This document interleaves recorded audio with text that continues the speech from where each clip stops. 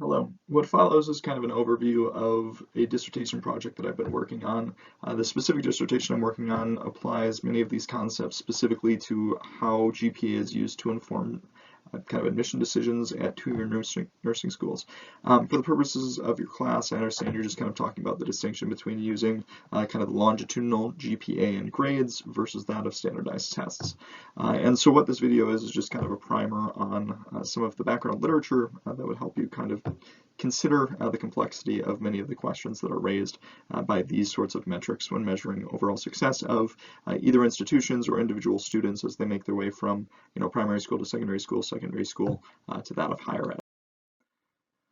So the background of the problem is that grades are being seen as kind of a safe alternative to standardized tests. In the last couple of years, standardized tests have been going through some things where a lot of the inequitable kind of measurements and what does the test actually tell educators and kind of policymakers about how we can start to measure and understand student performance in the classroom.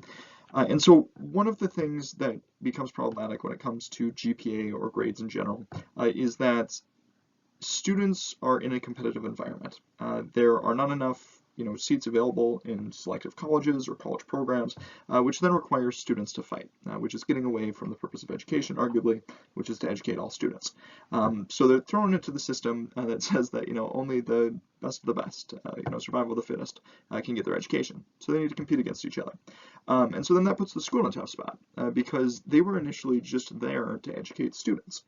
Yet they now find themselves after being kind of the judges and the arbiters of, I have 50 students, only 20 get seats. How do I decide that? And so we've decided, because of our ethics, that we need to come up with an objective method of measurement because we want to promote fairness and equity, and that's what we want to do as schools, which is well founded, but it requires us to take a metric, such as grades, and turn them into something that they once weren't used for. Initially, grades were just assigned as a way to, start a conversation between the instructor and the student for the purpose of kind of handing that student off to a different instructor or, figuring out where they should be at their study. Do they need more remedial training or can they advance, faster because they're truly, understanding this stuff. And so then what happens is the grade becomes a commodity. Instead of just being something that identifies where you're at with your attributes and capabilities, it instead turns these grades into a ticket, a key of sorts that will open up doors for you into the future. So then the challenge becomes less of, hey, how can I figure out, the best way to understand this concept matter, but instead, how can I play the game of school? And the problem with grades is how they're constructed. Elements of grades oftentimes aren't just centered around, do you understand the concepts? Can you multiply fractions? Instead, it's can you multiply fractions and complete your homework on the teacher's timeline and submit it in a way that meets all of the expectations of a student. So within education, there's pretty good debate about this of what roles and responsibilities do we have to make sure that students are professional and ready for high school and ready for college and ready for the real world, while largely ignoring that grades were never supposed to do that. Grades were supposed to measure the competencies and abilities to kind of understand the subject matter of math versus science versus art versus whatever class you're trying to assess. A whole bunch of other issues with it in terms of iterator reliability. Grades are just bad. And then you take a bad individual metric, you throw it into a soup of GPA, and so you've compounded that badness. But the way that we apply and use GPA is under this assumption that it's this perfectly calibrated tool.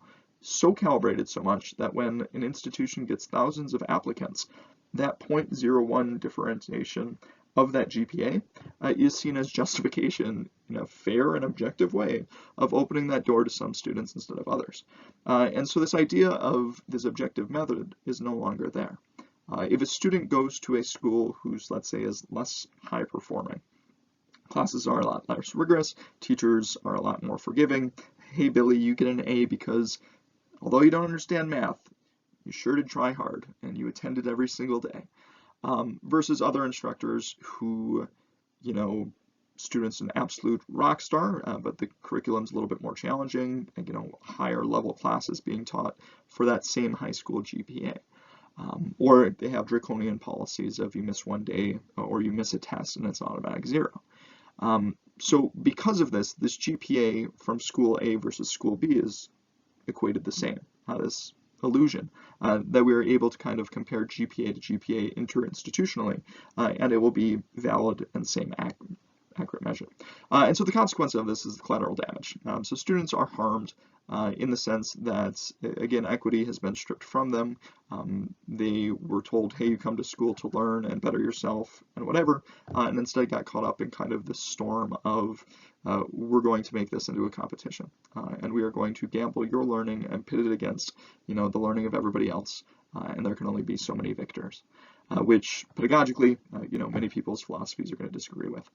And then from the institutional standpoint, is if we put too much faith and trust into these metrics of GPA, we're going to start to kind of base the efficacy of our teaching programs on, GPA, whereas it might be individual class policy, it might be a lack of PD and agreement amongst people within the institution of what is A work versus B work versus C work versus D work.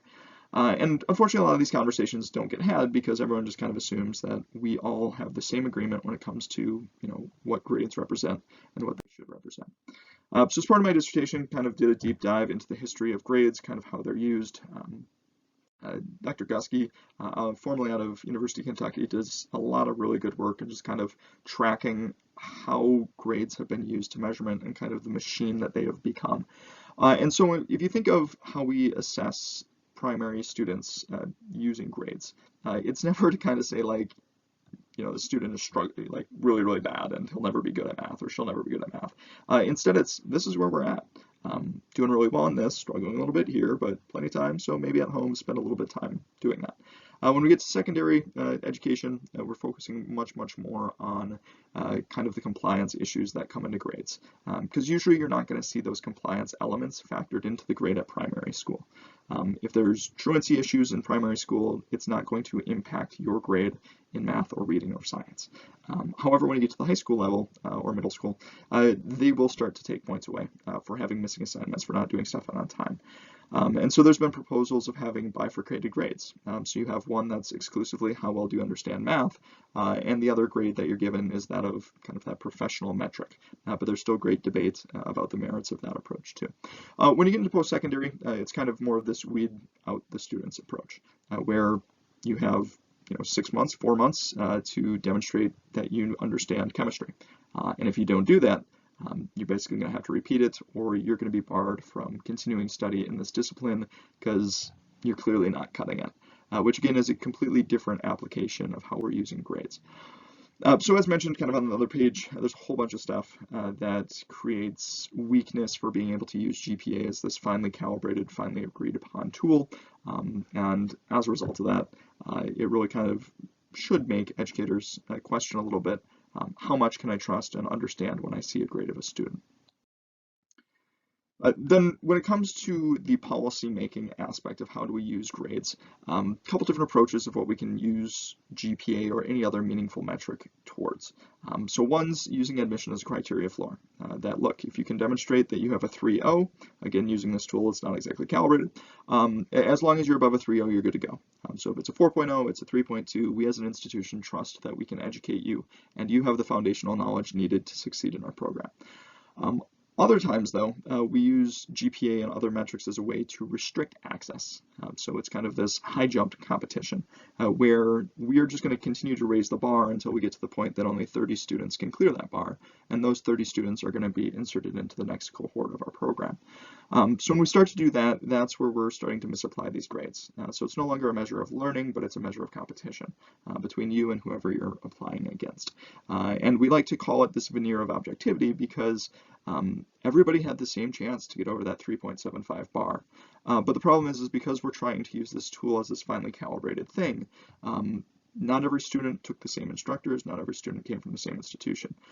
And spending the time in higher ed, there's a lot of variability amongst different departments of, hey, that's the easy teacher, you're not going to learn anything, but you'll get the A, versus, there's the hard-ass instructor that, you're going to learn much more, but good luck getting out of there with a C.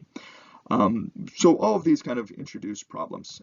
Then there's kind of the work of Alfie Kohn, if you're familiar with it, as well as Sandra Bloom, with the work on kind of the problems of turning grades into these rewards. So students are chasing the grade versus learning, which is going to lead them to want to cheat or plagiarize or do these sorts of things. Cheating, plagiarism, these sorts of behaviors, really there's no incentive to do them unless that grade, means something in terms of something beyond just measuring their academic abilities. Because yeah, maybe a student will cheat, so someone will be like, "Wow, you're good at math, Billy." But really why Billy might be interested in cheating is so that he can either show it as a badge of honor that, hey, I'm just as smart as everybody else, even though he knows that's kind of a lie, or if he kind of undervalues the purpose of actually learning in the math class, but understands the value that that grade can get him for a prereq of getting into his class. And so then that creates kind of an interesting situation too, in terms of how should we set up our admission policies? Should it be something based on we want to set up our policies to kind of be hands-off, and we will let students compete against each other and the survival of the fittest to get in, or can we take a little bit more active egalitarian steps to our ethics to kind of admit and acknowledge the inequities that are out there and then craft policies that kind of controlled for that. Then kind of this last one, who's setting these policies? So if people have this view that grades are absolutely impervious to any form of inappropriate manipulation, and they're the people setting this, or what is the instructor preparation when we are assigning grades? That's obviously going to either strengthen or undercut the predictive validity of the measure that you're using. So I get that I kind of rushed through the literature of this, but hopefully this just kind of starts to pique that interest that there's a lot more to consider when we look at grades than oftentimes gets afforded. Many teachers who come into the field, specifically higher ed, don't have education backgrounds. They're subject matter experts in whatever field they're teaching.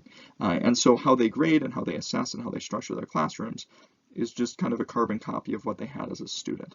And so because many of these people who are going into teaching were quote unquote high-performing students, they are going to make certain untrue assumptions about those who struggle in education, which again is going to only pour gasoline on the problems of unfair assessment.